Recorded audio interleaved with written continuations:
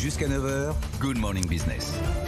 Et à 7h44, on va parler du rebond du transport aérien. On a longtemps cru qu'il faudra attendre 2025, 2026 pour retrouver le niveau de l'avant-crise. Et avec vous, Cédric Renard, directeur général d'Emirates France, on va voir que ça sera sans doute plutôt que prévu. Bonjour. Bonjour. Plutôt que prévu parce que, comme d'autres de vos concurrents, vous constatez le retour des passagers dans les avions.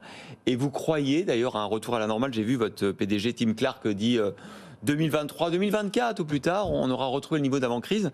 Vous le constatez cet été, par exemple, pour vous, pour l'activité depuis la France ? Écoutez, ce qu'on remarque, c'est qu'il y a une vraie volonté de voyage, mais qui s'est déjà exprimée à de nombreuses reprises pendant la crise. Voilà, nous, la chance que nous avons, c'est qu'on a une destination qui est Dubaï, qui est aujourd'hui la 4e ville la plus visitée au monde. Ah oui.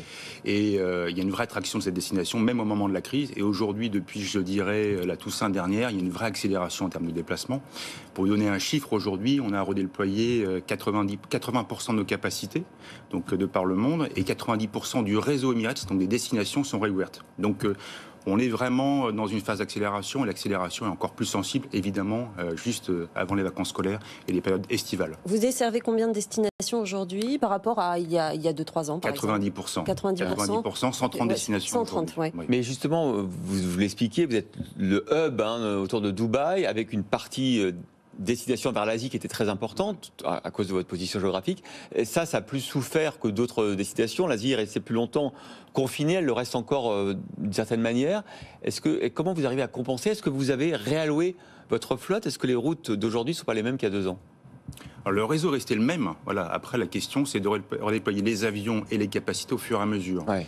Le business model d'Emirates, c'est clairement, d'abord, c'est Dubaï. Les Émirats Arabes Unis, qui sont, je le disais, la 4e ville la plus visitée au monde, qui accueillent des événements universels, comme l'exposition universelle qui s'est tenue pendant 6 mois, qui a accueilli 22 millions de visiteurs pendant la pandémie. Donc, c'est quand même une vraie performance, tout en respectant, je dirais, des protocoles évidemment très sérieux qui ont fait une destination très, je dirais, protégée et accueillante.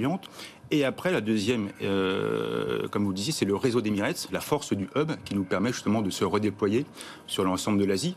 Alors aujourd'hui, la plupart des marchés asiatiques sont réouverts. Le seul marché évidemment majeur qui reste fermé, c'est la Chine. Ouais. Mais aujourd'hui, vous pouvez aller en Thaïlande, vous pouvez aller au Vietnam, vous pouvez aller au Sri Lanka, vous pouvez aller au Océan Indien, etc. Est-ce que vous avez les moyens, en termes de personnel notamment, qui pose un problème dans les autres compagnies, de répondre à cette demande grandissante ? En fait, vous l'avez dit, dès le début, notre président avait une vision, c'est que la crise serait profonde, mais que le rebond serait d'autant plus fort. Ouais. Et on n'a jamais cru à une reprise en 2025-2026. Dès le début, on a cru que ça allait redémarrer très très fort. Contrairement aux low cost qui arrivent même pas à faire l'été, vous avez vu. Oui, enfin nous, je dirais que l'année dernière, on a déjà augmenté nos effectifs de 12%. Ouais. Donc on a déjà pris l'engagement et on a lancé depuis décembre dernier une nouvelle campagne de recrutement de plusieurs milliers de personnels, que nous commençons évidemment à intégrer. Mais ce qu'on a voulu faire aussi, c'est faire les choses de façon séquencée et rationnelle, de mettre de la capacité là où ça faisait sens, et non pas d'avoir des opérations démesurées. Donc je tiens à rassurer tout le monde, au départ de France, de par le monde, tous les avions Emirates décollent. Nous avons décollé hier nos 3 vols au départ de Paris, au départ de Lyon et de Nice aussi. Ouais. Même chose aujourd'hui, malgré le contexte. Donc c'est important pour nous d'avoir ce message de nos vols qui sont opérés, et nous avons le staffing nécessaire. Quid de la classe affaires ? Est-ce que vous avez retrouvé les passagers affaires ?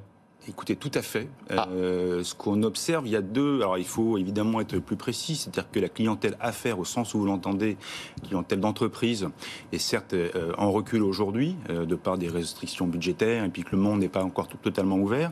Mais ce qu'on observe aussi, c'est qu'il y a une forte population de voyageurs individuels qui veulent se faire plaisir. Voilà. Air France vous dit la même chose, Ben Smith vous a dit exactement la même chose. C'est intéressant de voir que ça se reproduit partout.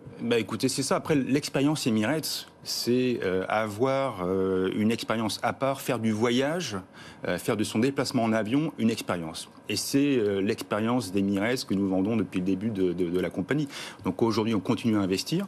Nos classes affaires, nos classes premières sont bien remplies, même très bien remplies. Nos classes économiques suivent.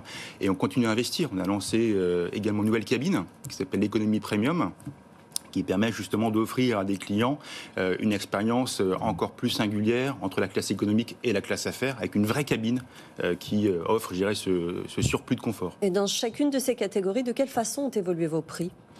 Alors aujourd'hui, ce qu'on voit, c'est que le pétrole, même s'il a encore un peu baissé aujourd'hui, le pétrole est quand même sur des niveaux qui sont élevés. Donc nos prix de manière générale, comme toutes les compagnies aériennes... Vous avez des prix, j'espère, dans les Émirats. Écoutez, non, le pétrole, comme... Oui, je sais. Voilà, donc malheureusement, on a toujours ces préjugés-là sur lesquels il faut qu'on insiste.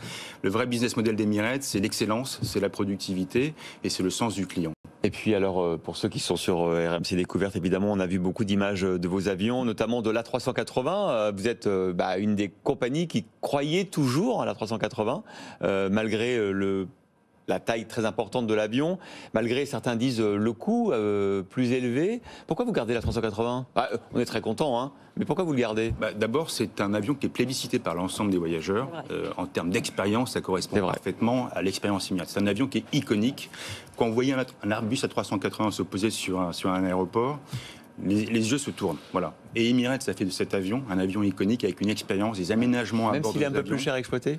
Il est plus cher, mais encore une fois, ça dépend de votre business model. Vous êtes capable d'avoir une destination comme Dubaï qui attire des gens du monde entier, d'avoir des taux de remplissage qui sont élevés dans les classes avant et en classe arrière. C'est un avion qui est évidemment le plus rentable pour Emirates. Mais peut-être que nous sommes les seuls à être capables à l'exploiter, je dirais, de manière rentable. Alors, vous allez recevoir aussi votre premier A350 en 2024, hein ? 2024, oui. Ouais, ça sera, là encore, une étape importante. C'est un bel avion, hein. C'est un avion qui est formidable. On en a commandé 50 au Dubai Air Show en 2019. Vous ne faites pas les choses à moitié, hein.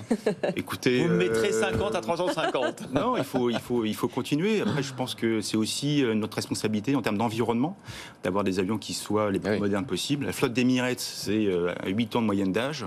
C'est la moitié de l'industrie aérienne. Donc, par rapport à nos problématiques d'émissions de CO2, il est stratégique d'avoir une des flottes les plus récentes. Merci beaucoup Cédric Renard, directeur général d'Emirates pour la France, d'avoir été l'invité de Good Morning Business.